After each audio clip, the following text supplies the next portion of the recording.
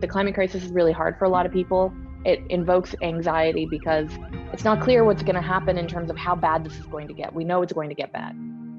And we know that it can be debilitating if it becomes so overwhelming that it causes the person to become effectively immobilized, paralyzed, and no longer able to foster hope.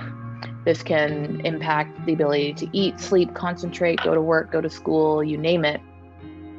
I think climate anxiety has sort of emerged as this catch-all term. It's sort of like all these emotions that people feel when they're confronted with climate change. So that could be worry, fear, anger, grief, despair, this whole host of emotions.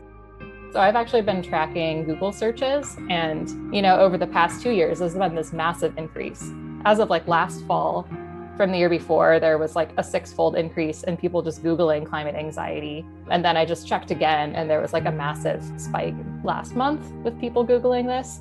And I think that's really interesting because that shows that people are, really wanting to find these resources and really grappling with this issue. The first step that's really crucial is to understand that there's nothing wrong with you if you feel eco anxiety.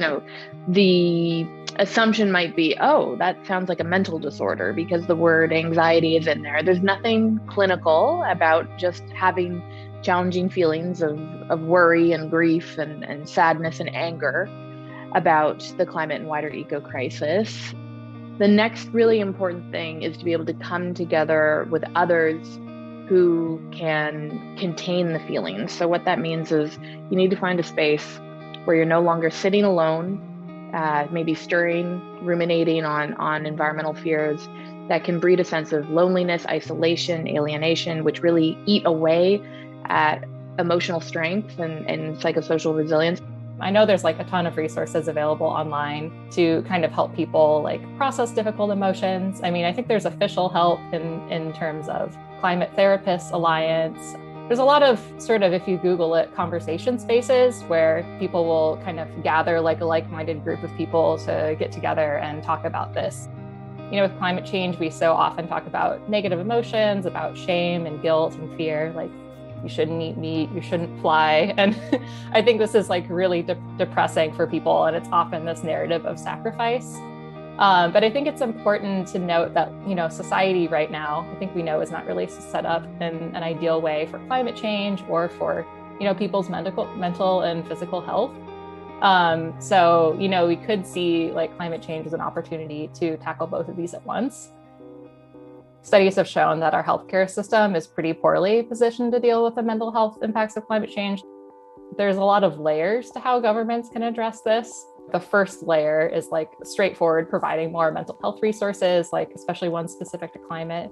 And then on top of that, it's you have to make sure that, we're adapting to climate change in ways that will help people deal with the effects of these disasters. So hurricanes, floods, fires. Have we built our cities in such a way that lessens risk? And is emergency management ready to respond and help people right away so this isn't as traumatic for them?